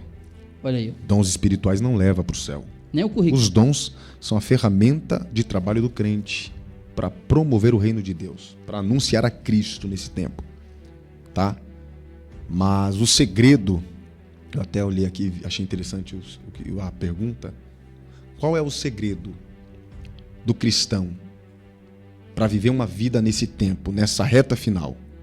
Irmão, a gente está vivendo uma época onde estamos vivendo uma apostasia moral, religiosa, tá? Apostasia espiritual e teológica. Olha aí, ó. Em todas as áreas. Então o mundo está apóstata. Qual é o segredo do cristão para viver no meio desse caos moral, psíquico e espiritual? O segredo é você ter a mente de Cristo. Segundo a Colossenses, Colossenses, diz assim, olha, que haja em vós o mesmo sentimento... Filipenses. Obrigado. Que haja em vós o mesmo sentimento que houve em Cristo Jesus, que não teve por usurpação ser igual a Deus, mas antes aniquilou-se a si mesmo, tá? Assumindo forma de servo e morrendo morte de cruz. Só morre por Cristo quem é servo e só entende o propósito da missão quem está disposto a servir. Porque servo que não quer servir não presta para viver. Esse é o segredo. Bispo. Esse é o céu. Ó, nós saímos do senhorio do diabo para ir para outro senhorio. Nós deixamos de ser escravo do diabo para ser escravo de Cristo. Servo é doulos. Opa. E doulos é escravo. Você só deixou de ser escravo do diabo. Era cavalo de Satanás. Agora você é escravo de Cristo. Olha aí, ó. Minha mãe na época, ela fazia parte do meio, né? Não vou nem citar aqui, mas ela fazia parte do meio. Vamos partir para a reta final, lá, que já correr. Vai bater o nosso horário aqui. Lá fora, o diabo chama seus servos de cavalo. Olha aí, ó. Tá? Cavalo. Lá fora o diabo chama seus servos de cavalo. Cristo nos chama de noiva do Cordeiro. Esposa adornada, preparada, ataviada para o seu esposo. Amigo. Olha aí, ó. João 15. Porque amigo só revela segredo para quem é amigo de verdade. E é isso que ele fez pra gente. É por isso que a gente tá contando aqui, porque ele já revelou muita coisa pra gente. Você tá entendendo? Eu senti o temor de Deus aqui nessa live. Eu senti o temor de Deus. Alguém foi alcançado lá do outro lado. E mais uma coisa, varão. Vamos se encher. Eu escutei hoje aqui algo interessante. Às vezes a gente aponta tanto pros outros, mas a gente aqui, eu já entendi o que Deus falou conosco, né, comigo aqui. Vou falar de mim. Eu não sei se você escutou a voz de Deus aqui. Com certeza. Mas eu escutei a voz dele. Pra gente se encher. Porque pra aguentar o que tá por vir aí, o que vai acontecer, o que já tá acontecendo sorrateiramente. O diabo ele não vem explodindo tudo de uma vez, não. É que a gente vai entrando nesse sistema degradativamente, progressivamente, e daqui a pouco a gente tá até no meio. Exatamente. Porque se a gente tá na carne ainda. Só que a gente tem que matar essa carne. É sobre isso que o Espírito Santo aqui, ó, tá falando com alguém aí do outro lado, tá falando com o irmão aqui. Aqui, ó, mate a carne. Se encha do Espírito. Faça como a igreja primitiva. Fique em constante oração. E seja cheio do Espírito Santo, senão você não vai aguentar. Vamos terminar essa live? Vamos terminar. No nome de Jesus? Só termino dizendo para você que está longe do Pai, volta para a casa do Pai. O Pai te ama, o Senhor Jesus te ama. Deixa seu contato aqui que eu quero falar com você. E não é tempo da gente ficar coxando em dois pensamentos, tá? Meus irmãos, Deus abençoe. Esse foi o Timóteo Cash. A gente foi falar sobre escatologia, mas não dá para falar essa escatologia sem falar do Cristo da escatologia, porque o assunto principal aqui é Cristo. E o interesse de Cristo, o projeto de Cristo é que você seja salvo. Então, que você possa absorver essa palavra, que você possa compartilhar. Eu creio que Cristo te abençoe aí. Já me abençoou aqui, eu tô aqui feliz. Eu tô sentindo Deus aqui. Amém? Tô sentindo Bispo Wilker. Desde o começo da Bispo Wilker, Deus abençoe. Obrigado. Nós estamos juntos, viu? Tamo junto. Obrigado pelo carinho, pelo convite. Eu creio que não vai ficar somente nessa vez. Amém. Tem um debate aí. Opa, rapaz. Já falei com o doutor o doutor Micael e o bispo Welker aqui. E a gente vai fazer um debate aí sobre o anticristo. Só lembrando. Será homossexual ou não? Vai ter um debate aí, não, mas espiritual, um debate de ideia. Só um lembrete, tá? Só lembrando. Somos irmãos em Cristo. Independente da posição teológica de cada um, é tese, a gente né? respeita. É tese. Tem coisas assim que Deus não nos permitiu ver com a porta aberta. Ele permitiu a gente ver só pelo buraco da fechadura. Não tá tão revelado.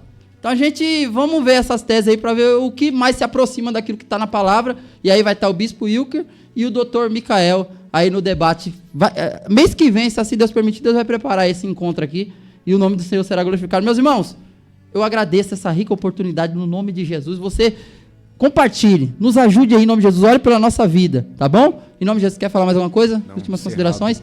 Vamos encerrar Obrigado isso aqui, a gente pelo tem nossos carinho. compromissos agora, tá bom? Deus abençoe a todos, pode encerrar aí em nome de Jesus. Deus abençoe.